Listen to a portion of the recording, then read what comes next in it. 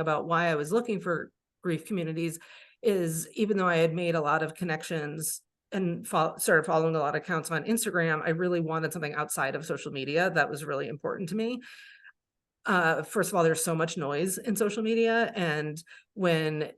you're following grief accounts, they could be followed by tens of thousands of people, and it's like you never actually get to interact with the people themselves, and then you're just kind of part of a list of comments on posts and things like that, and not to mention that there are so many reasons why people, particularly when you're grieving, want to take breaks from social media. Like, I'll be honest, seeing people's happy lives in your feed is not always my favorite thing, and so there are times that I just want to be off of social media entirely.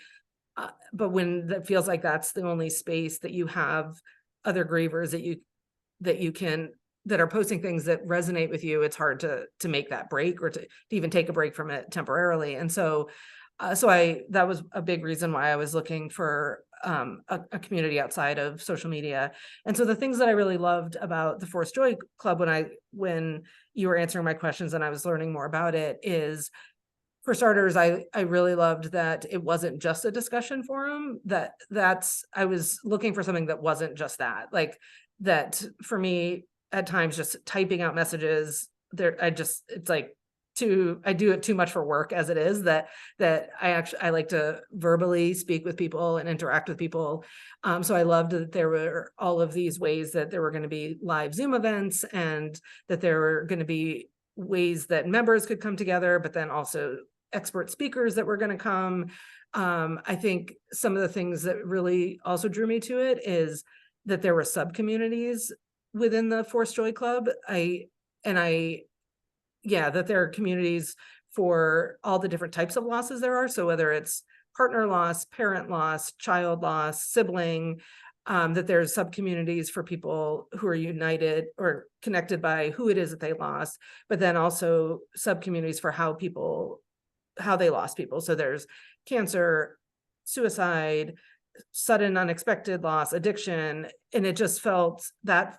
felt really good to me, that there would be sort of the entire community, but then these spaces where you could meet people who had experiences very similar to your own. And I think one of the things that I loved the most is the member chat part. I remember learning about that and just thinking how